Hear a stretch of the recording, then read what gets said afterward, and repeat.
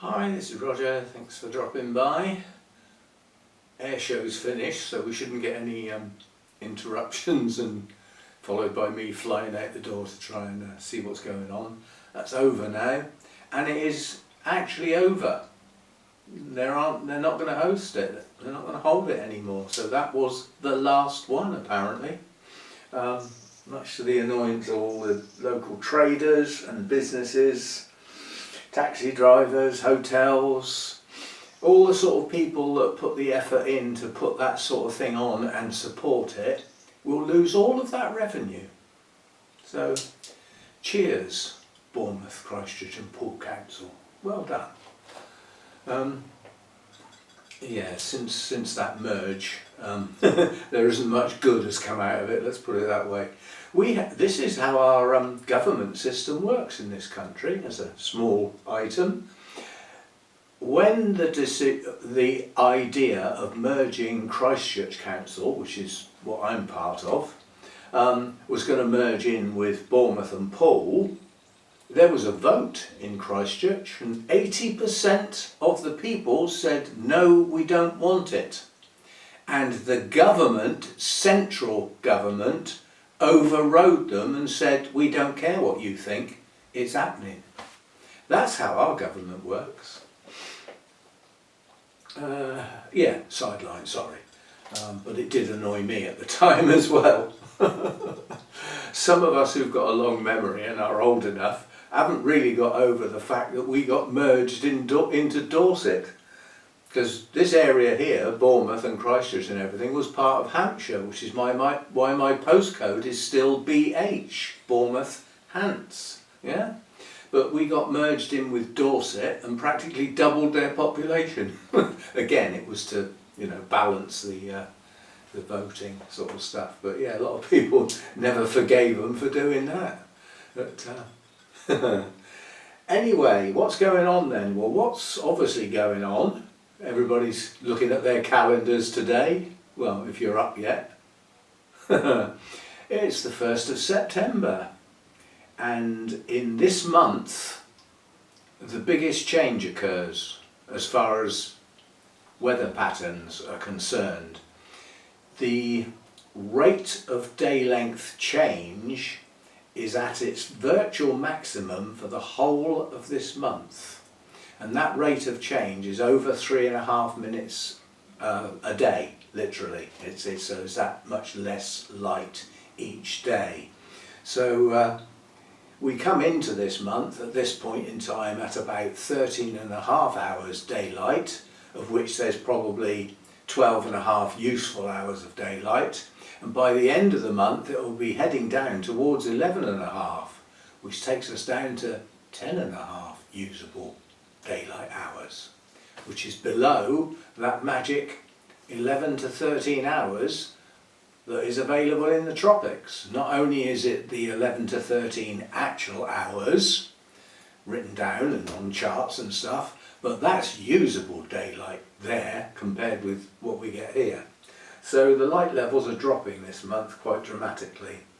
Now, people who get sunlight into their room or, onto their balcony or whatever, won't notice too much of a change, because when the sun's out, the light level is roughly the same. Yes, what can we do for you? It's the I want to go out. Come on then.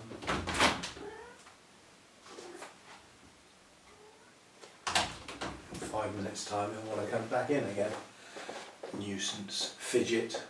Mind you, he's been asleep for a lot of the morning. He's just woke up, had something to eat, and now he'll go outside, find somewhere hopefully in the sunshine and sit and have a wash and then go to sleep again. I'm coming back as a cat. I've made up my mind. Yeah. I can eat and sleep all day. I can do that. Mind you, I'd miss the wine. Yes, so daylight is quite a big deal, and my problem is compounded by that fact, because day length getting shorter means the sun gets lower in the sky. So instead of doing that and hitting this part of the roof, it's now doing that and missing the conservatory altogether, which means there is no extra heat during the day. So unless we get a lot of temperature outside, heading up towards the 30 perhaps, which we can still get this time of year, unless that happens outside, in which case some of the heat can be absorbed in through the glass, it's not going to get warm in here anymore until 8 months' time. Literally 8 months before that sun comes back on the roof again. And when we don't get that, 24 degrees is about the best I can hope for. Maybe 25 without that sun on the roof. So we don't get the heat during the day.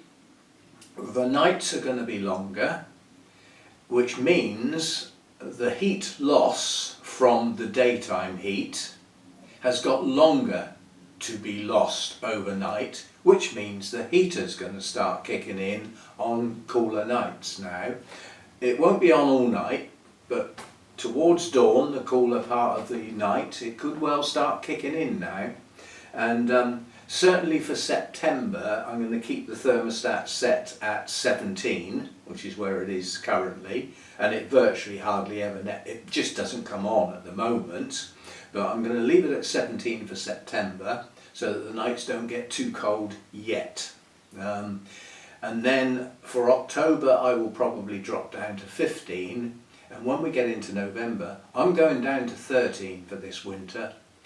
I've got mostly, not all, cooler growers in here, or orchids that can go down to 10 degrees without any real ill effects. But in amongst them are some that are not going to like that. My 2 black hair type dendrobiums, that's a bit too cold for them. They'll put up with it as long as they're reasonably dry. They won't grow. They won't be doing much during that time. I've got a Vanda, I've got a Renanthera, I've got 2 really warm growing antelope type dendrobiums. None of those are going to be happy during the winter, but tough. Things like my newly acquired Disas, the Miltonias, the Oncidium types, Coelogenes behind me, the Strepias, Masdevallis, they're all going to be fine. Paphiopedilums, borderline. Again, they will slow up, but they're not going to suffer adversely and keel over or anything like that. So that's how it's got to be. And those that slow down to virtually a standstill, and an actual standstill in some cases, I will just have to lump that. That's how it's going to be. Now we've done our first potting on and splitting and messing about with the Disas, which was I can say this actually because you're allowed to say this now. Basically, that video was about as popular as a fart in a spacesuit. I was expecting it to be incredibly popular, at least because of its novelty value. But I do appreciate, I should have thought that through, hardly anybody else that watches this channel is going to be able to grow Disas. So although the novelty value's there, and they are very attractive blooms, they're not of real interest to that many people at all. So I won't be pushing those and plugging those all the time because, they're just not that popular basically. So that's that. One video that I will do next week, it's going to be a bit of a faff, but I'd like to do it to benchmark the genus. I'm going to do a video showing all of my dendrobiums, and I will do them by type. So we will have the black hair type, we will have the nobly types, we'll have the antelope types, we'll have my one Phalaenopsis type, one. Mind you, that's got a spike on it. Yeah, so we've got mounted ones, so it'll be quite an assortment. And we'll have a look at every single one and see what's going on. We'll also have the rescue ones included. Behind me, the little pots with the kikis and things. So we'll have a look at the lot and see how they're doing. I still think there's probably more dendrobiums in here than any other type individually. You know, I mean, I've got a reasonable amount of Paphiopedilums now, but I haven't really. I've got 7. It's not a lot, is it? I've got quite a few Coelogenes. Well, I haven't. I've got 2, 4, 6, 8. I've got 9. It's not a huge number, is it, compared with the Dendrobiums? So they are still the ones I've got most of. Miltonias, 2, 3, 4, 5, 6, 7, 8. It's not many, is it? Yeah? And they're effectively in the Oncidium alliance anyway. Brassias I've got 2. So, yeah, we'll have a look at the Dendrobiums. So, all this nice splash of colour behind us is going to be gone soon, unfortunately.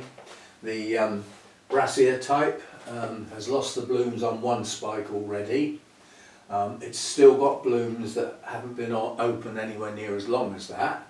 Then we've got this nice one that I got from Burnham's. One spike on there has only just opened.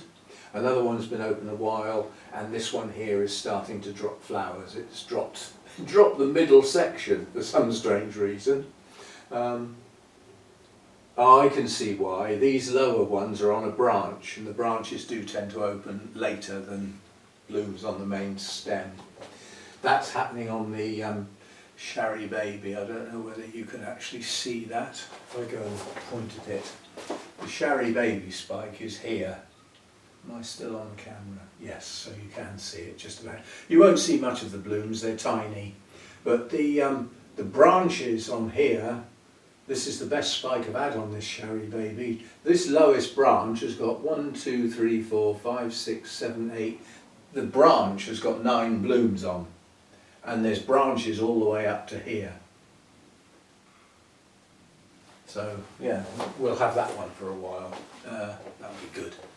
So, yeah, that's sort of what's going on in here. The reduction in the day length, and in my case, the associated drop in daytime temperatures, means some things are going to start growing better.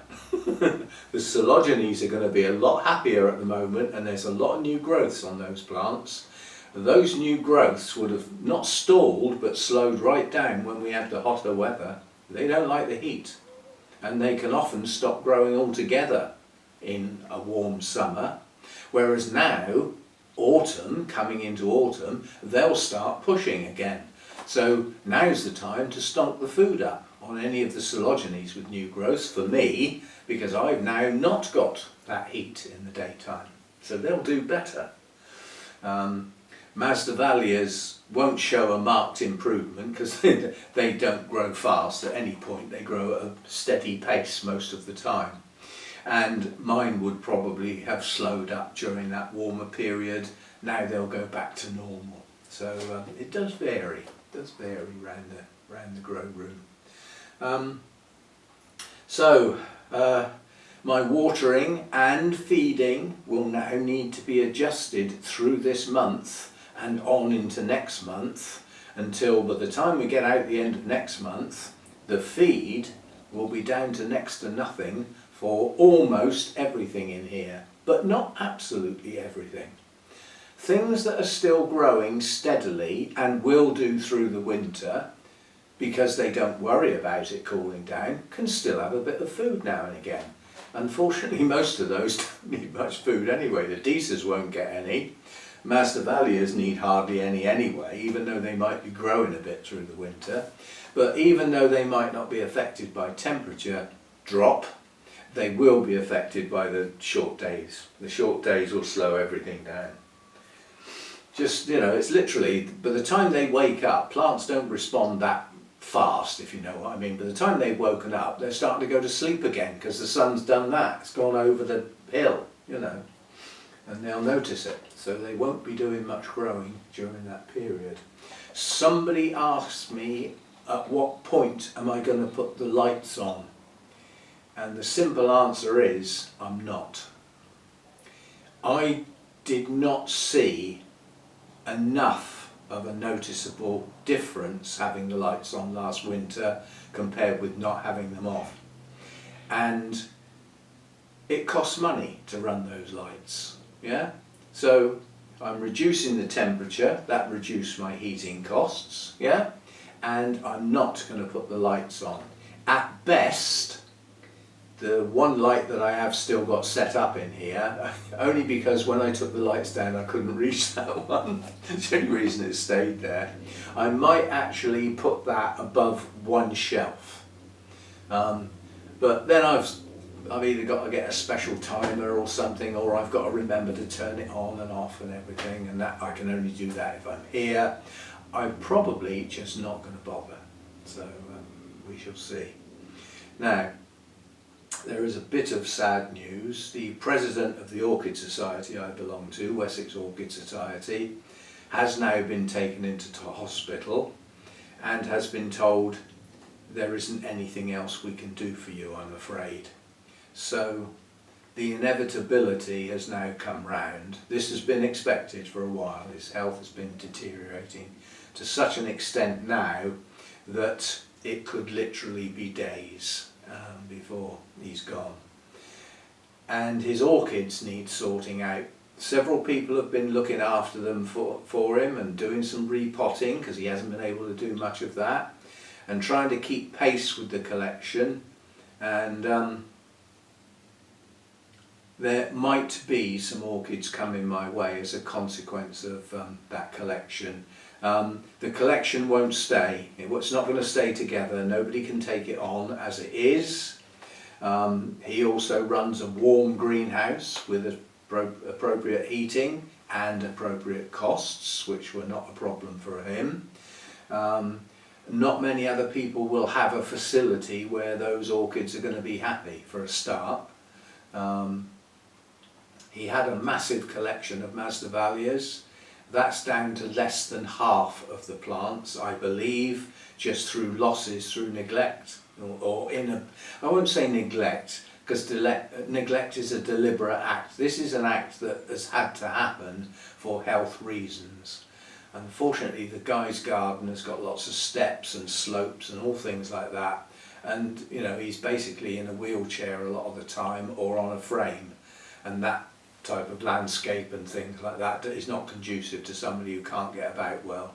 So it hasn't been deliberate, but it has happened nonetheless. So we've got that.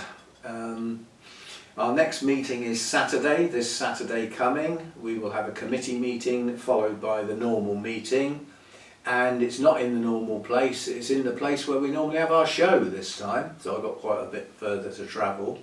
Hannah's down for this weekend coming, on the grounds that I'm busy over the next few weekends, and it was either that weekend or not at all. It's not ideal, her having to come to the meeting as well, but that's just how it's going to have to be. And yeah, so she's down next weekend. And then she might be coming down for the Bournemouth Orchid Society show, which is the last Saturday in September. So there is a show coming up. Unfortunately, due to previous circumstances, I don't film at that particular show. But that doesn't mean I don't buy anything, so we might indulge in an orchid or two. It does seem a bit strange actually going to an orchid show where there's traders and coming home with nothing. So I'm sure I'll find something in there. And if Hannah's coming to that show, then irrespective of whether she's coming or not, we will be there for when it opens at 12 o'clock. My idea would be to have a quick whiz round and see if there's anything I fancy, and then possibly go and sit down and have a bit of lunch. They do nice food there, so that may happen. If Hannah's with me, it will happen, because we won't have had much to eat, because we'll have been travelling to get there. So that's next weekend. The 2 weekends after that, I'm on an archery course. Yes, again, I know I went on one, was it last year or the year before? But I have been on this course before, but my son, for Christmas, this is the last Christmas, it didn't happen, but that was his idea. He wanted us to go shooting, actual, firearm shooting. Unfortunately in this country you can't just walk in a shop and buy one and go and start blasting away in the woods. We're far more sensible than that, and at the end of the day you can't get at firearms in this country directly. You need to be a member of an organised club, and the rules and hoops you have to jump through to become a member of that club was not worth the hassle. And I probably wouldn't have actually got in, because due to a couple of incidents in my younger days, I've got a criminal record, motoring related, sort of. But yeah, so I would have probably been told, no, you're not doing that, sort of thing. So we gave that up, and I said, well, how about, because it's a Christmas present, how about we go on the archery course? Would you fancy having a go at that? I don't mind going again, even though I've already been once, because I enjoyed it. So that's what we're doing, and that will be the following 2 Saturdays. Unfortunately, it is weather dependent, and it could be messed up, because if one of those 2 Saturdays is a write-off because of the weather, and they move it forward to the following Saturday, that's the Saturday of the Orchid show, and I'm not sure I'd be happy to give that up. Remains to be seen. So that's sort of what's going on. My health stuff is a non-event now, we don't need to do that. The only thing I do say is how the weight loss is going. Well, it's going, but it's going very slowly. We did have a relapse. We had a week where at the end of the week it hadn't changed at all. I think that was that funeral and the buffet. But yes, there will be times when it slows down to next to nothing. That's going to happen. But as long as the overall effect is that it's coming off, great. That's all I can say.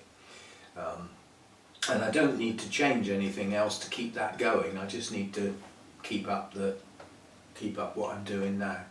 So that'll be okay. Outside in the garden, there is some maintenance to do.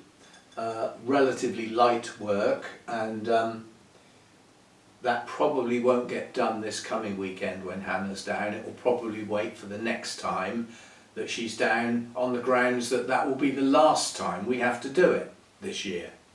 A little bit of light pruning, tidy up, cut the ivy back around the edges, that sort of thing. It's not big jobs, and with 2 of us doing it, providing the weather's reasonable, it's quite enjoyable. So there's that left to do out there. What else? There's not much else going on, quite honestly. There really isn't. Now at this point, we normally do a spotlight type thing. And I think the last one we did was on a genus. I know it was only last week, I still can't remember. I'm more interested in now and soon rather than what was. You see what I mean? That's done now. So I'm not going to do a genus today because I'm not organised enough. I've been doing other things this morning. So what I will do is we'll have a quick look at my mounts.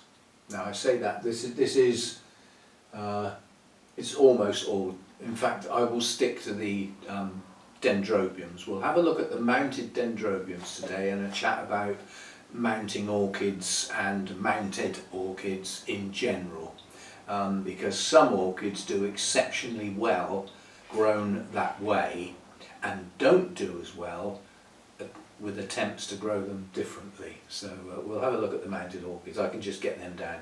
There's only a couple. If you would think round the other place, everywhere where there was something to hang, and these wire shelves, I had those hanging from the ceiling off of nearly all of the beams. The whole place was just covered in mounted orchids around the other place, but they just didn't do well when they came round here. And I don't think, I've changed my mind, I was thinking that with evidence to sort of back it up, that mounted orchids don't do well here. It's not that. The ones that I brought round from the other place to here didn't do well. The change just upset them too much, and followed by a very bad growing season, plus trying to get used to the way the light works in here, it just all went wrong. That doesn't mean I can't grow orchids mounted anymore, because the ones I've got mounted now seem to be doing quite well. So we'll have a look then. coffee down. And I can then exclude these when we look at the dendrobiums later in the week. I can exclude these. Now this little one is Dendrobium Jenkinsii. I had a wonderful one of these mounted. It was on a mount slightly bigger than this and it absolutely covered it. And it was a prize winner when it bloomed. It was stunning. I might not even be able to get this to bloom round here because I haven't got the winter light that I had around the other place. The other grow room got sun in the winter, direct sun at a low angle, winter sun. So it came straight in through the sides. And I took all the shade netting off for the winter round there. So things like Dendrobium Jenkinsii that needs a cool, bright winter rest was in its element. Absolutely superb, and it bloomed its head off. It came round here and snuffed it. Brown bread. So this is a replacement given to me by Lynn. It's on a tiny little piece of wood that's been strapped onto a larger piece of cork bark so that it doesn't need to be disturbed. It can grow off the edge and move across onto this. Now this has put up several new growths since I got it. But more importantly, it's growing roots. So you can see the white roots down the side here. There's some going around the back, some across the top. So it's actively growing some roots and some new growths. It's doing okay. Whether that blooms next year or not, I doubt it. But I might be able to get it to bloom the following spring. This is a sort of late spring bloomer, I'll call it. Some say early summer, but it's certainly not an early spring bloomer. You know, it's not a sort of March time bloomer, it's later in the year. But we shall see how it does, but it's growing. There's another new growth just started there, I've just noticed. So it's doing okay, doing okay. Right, and this is one of the Dendrobium aphyllums, and this was, let me have a look, yes, this was the kikis that I took off of the mother plant. Not all of them have grown. This one has effectively died, even though one of the canes has got a kiki on it. But the other kikis, they took okay, they didn't grow well, but this year they've started to shoot out from the base, and we have actually got some, you know, these canes, if this growing environment was right for this plant, new shoots would come out March, April time, and by the time the end of the growing season is reached, they'd be over 2 foot long. In some cases heading up possibly towards a metre. And that's what I've got so far. Because these new growths didn't start in March, April time. They didn't start till May. Because everything starts late here. But these have grown some new roots this year. The moss is relatively fresh. So we have a bunch of plants that in future we should get some blooms on. Whether we get any next spring, I don't know. We'll have to wait and see. Depends how strong these canes get. The older canes on the kikis, they haven't shriveled. This one has, as I say, this one didn't make it. But the old canes haven't shriveled, so even though they're not very big, it's still possible they could produce a bloom or two. But they're doing okay. As a bunch of kikis, they're doing okay. So that one's all right. That's a true winter rester, as was the previous one. Virtually no water, and certainly no feed through the winter, and cool, not as cool as possible, but cool. And bright light helps them winter and helps with the blooming. Now this is what's left of the mother plant here. There were 2, one died.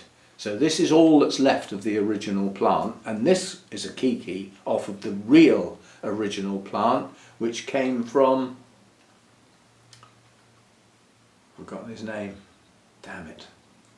But a guy in Italy anyway, and he sent his collection. He moved from Italy and gave up his collection, and I had some. So that was the original plant. Kikis came off of that, and the original plant unfortunately rotted. And then this is one of those kikis, which has also produced some kikis which I put on the rest of the mount, and they're growing. You know, there's new roots coming out at the base here and again here, and the original plant has a reasonable cane and some new roots. So that's the other Dendrobium aphyllum. They're both one and the same. As I say, one's an original, and then we've got some here that haven't got tags, and I'm not going to know what they are, unfortunately. Now, this is the latest Kiki from Lynn. There's a video on this, mounting this, not that long ago, and it was a very fast mount basically, and this sort of epitomises me doing a mount. Okay, it was a single Kiki, so very simplistic. You have to make a choice when you're mounting. Are you going to use any moss? If so, are you going to put any moss under the roots, or are you only going to put it over the roots? Or are you going to put it under and over? Those are your choices, yeah? Yeah? Now, quite a few Dendrobiums and some other orchids will grow quite happily on a mount with no moss.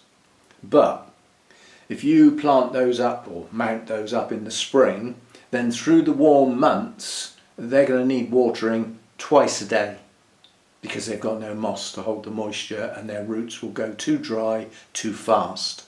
Unless you've got like 85–90% humidity, in which case you might get away with once.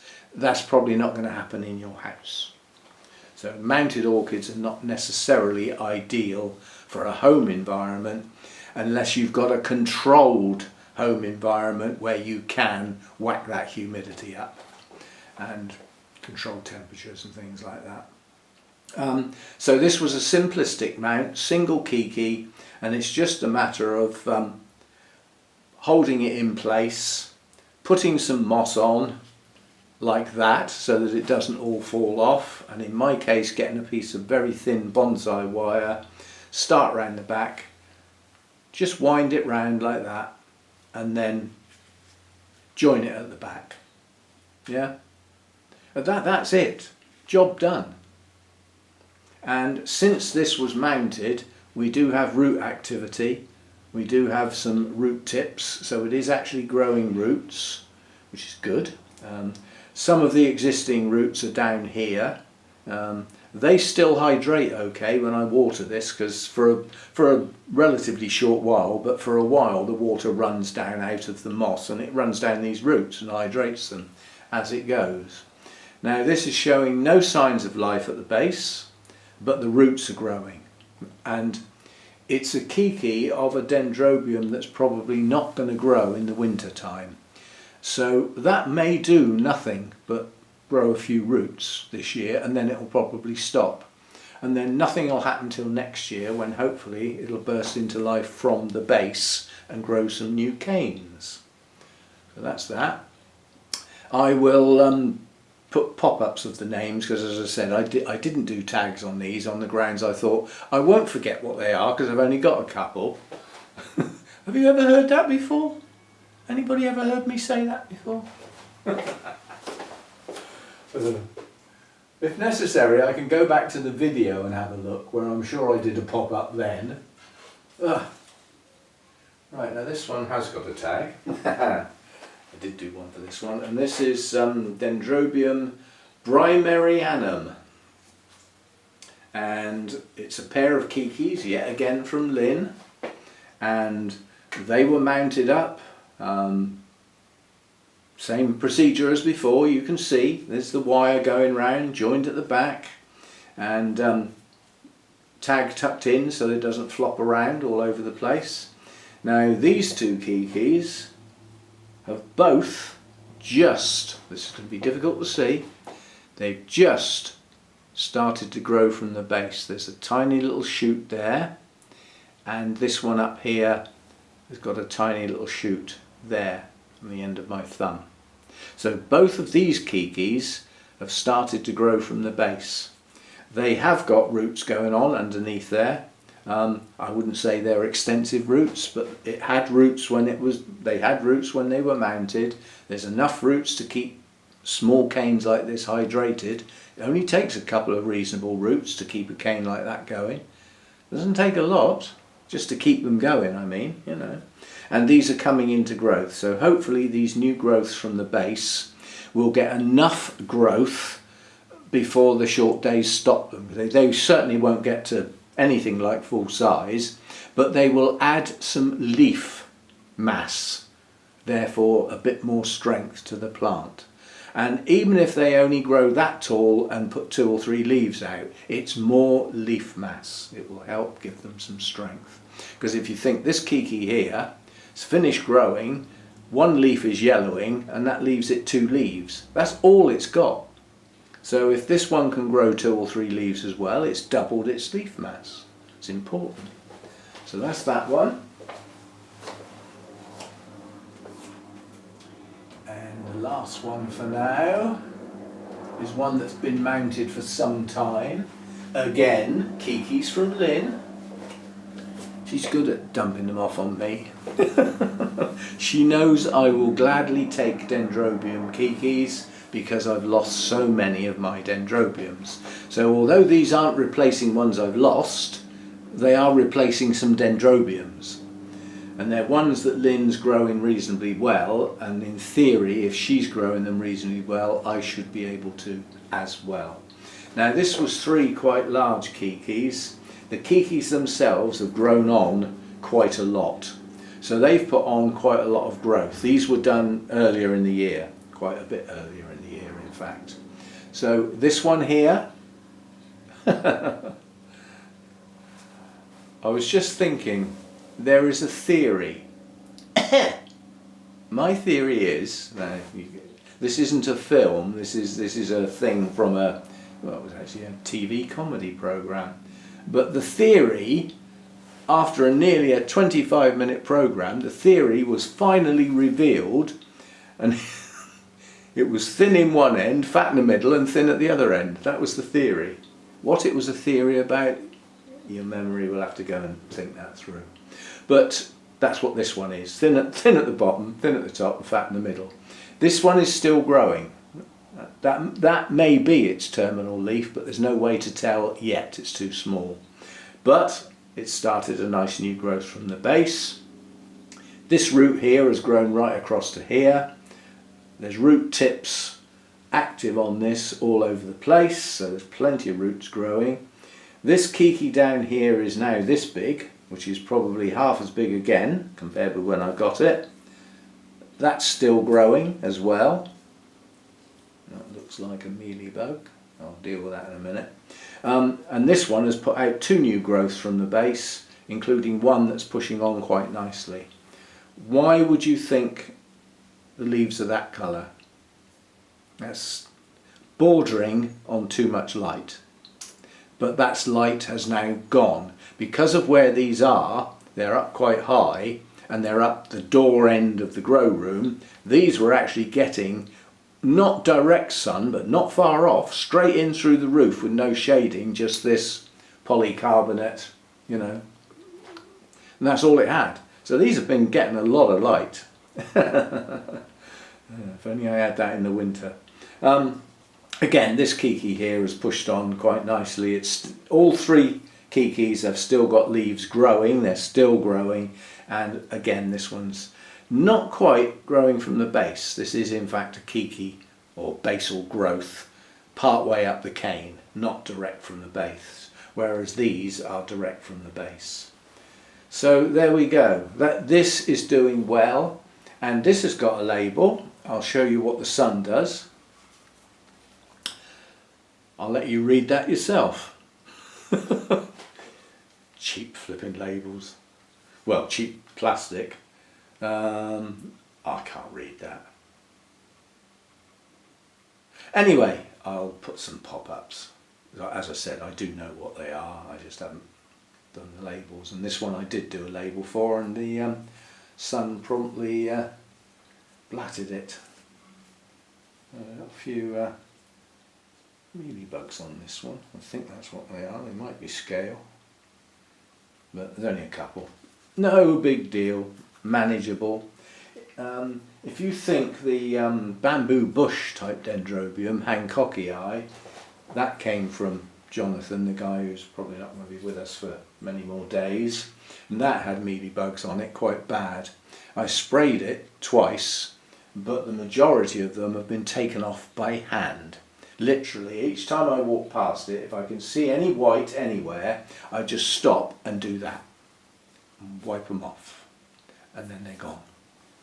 And if you keep at it enough, they will in fact eventually be gone, because they don't get a chance to breed if you're constantly doing it.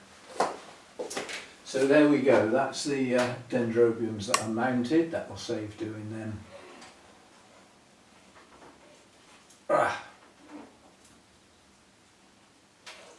just have to shuffle them around a bit.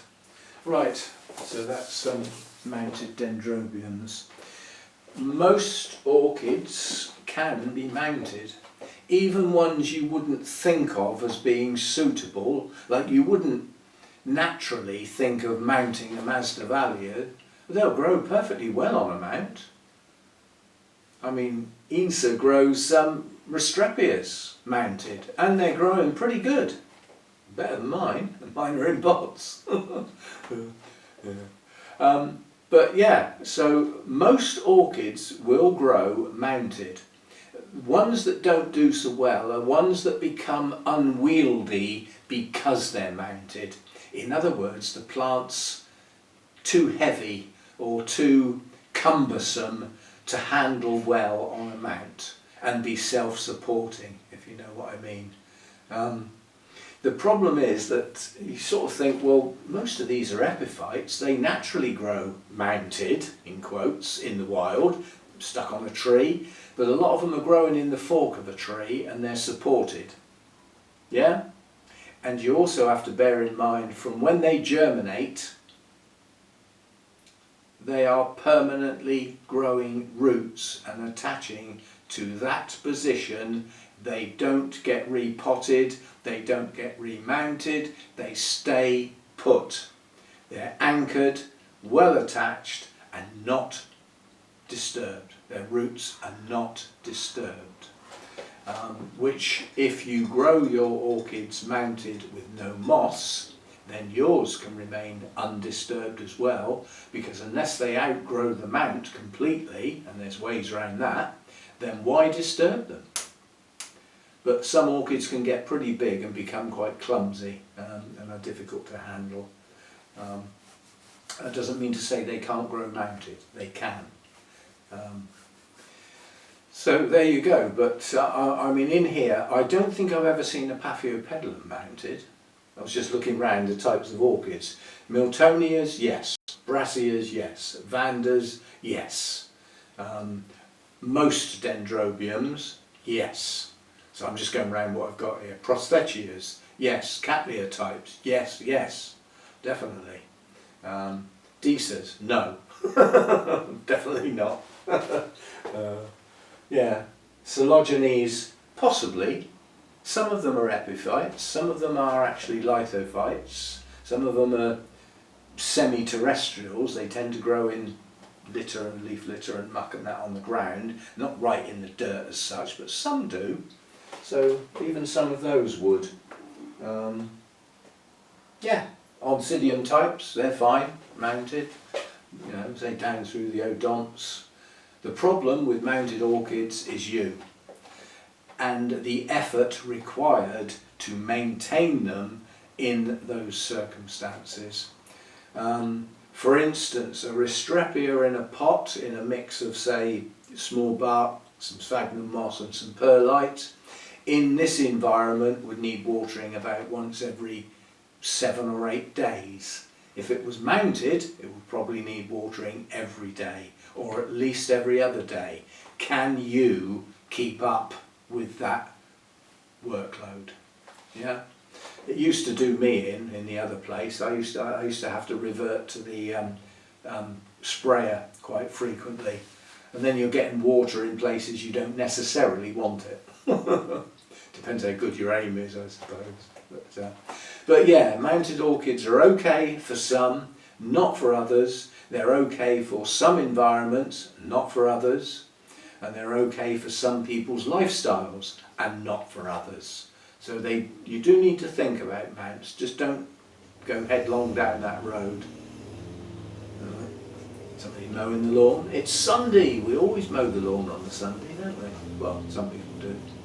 It's fair enough if you're working all week. Sunday's your day off, isn't it? so you do some more work.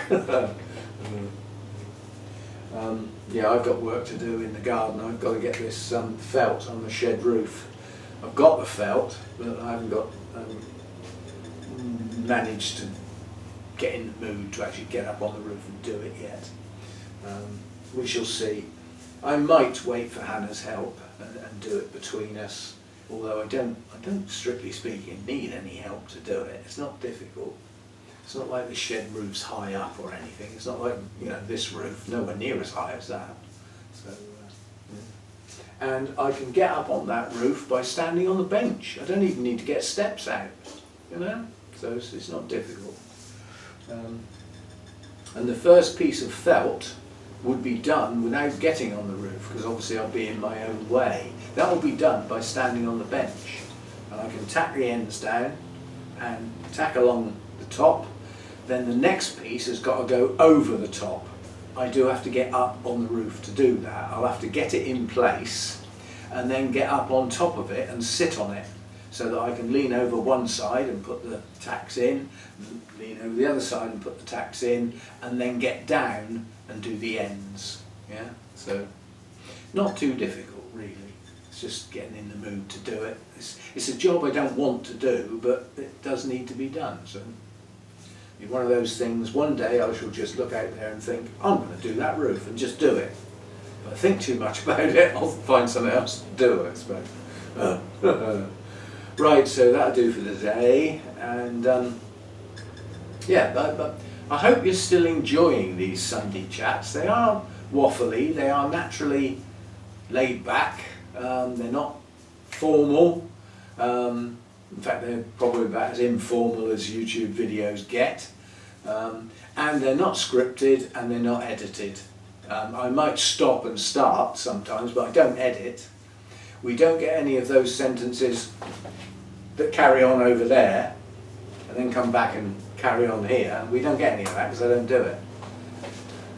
This opens, this engages, noise comes out and it goes on the camera. That's how it works. If I say something wrong, I'll either correct it or I won't. Yeah, that's just how it goes. So that's it. And as usual on the Sundays, all the thank yous. Thanks for the support in any shape, whatever you do. Watching this video, if you've got to this point in this video, that's absolutely brilliant, because YouTube will see you staying with the channel by remaining with a video. Even if you fast forward and skipped a few bits, you know, if you're still here at the end, YouTube does a big tick. And don't forget, while we're at it, don't forget that like, that thumbs up. YouTube likes to see those. Doesn't like to see people come and go without doing anything. You know, either like or dislike. If you don't do anything, YouTube doesn't know what to do. Well, you know, did you like it? Did you not like it? You know, it likes to know how you feel about your experience on YouTube. And again, if you're not subscribed, it would be nice if you did that as well. We've still got the YouTube memberships that's open. Anybody can join as a member. You don't get perks on this channel. I haven't got time, and I haven't got enough members for me to put the time in. But it's still a financial form of financial support, so it is still appreciated nonetheless. And then the same sort of support can be done on the Patreon site. And we've also got the Buy Me a Coffee, the sort of one-off Buy Me a Coffee thing, like a tip. A particular video gave you some information that you've been struggling with, or some info on certain types of orchids that you've been looking for. You leave a tip like you would in a restaurant. So that's what the Buy Me a Coffee is for. And yeah, as I said, watching the videos, doing the thumbs up, all this all counts towards a progression as far as the channel is concerned. And don't forget my other channel, Roger's Gardening and Bonsai. I don't post very often over there because there isn't much to film. It's not like I've got 150 odd orchids here to look round.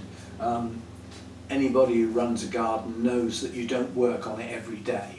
And I haven't got many bonsai trees, I've got about 20. And again, that's not a busy hobby, bonsai. Unless if you had 150 bonsai trees, it would be a busy hobby, but I haven't. So there isn't much to do, so there isn't much to film. And something I always forget, don't forget you can share the videos if you know somebody else who you think might be interested. Oh, so-and-so grows them, I wonder if they'd be interested. You can always share it. Yeah, you can always share the video. And in addition to that, don't forget that I do run an orchid Facebook group. The link to that is in the description, along with the links to all the other things.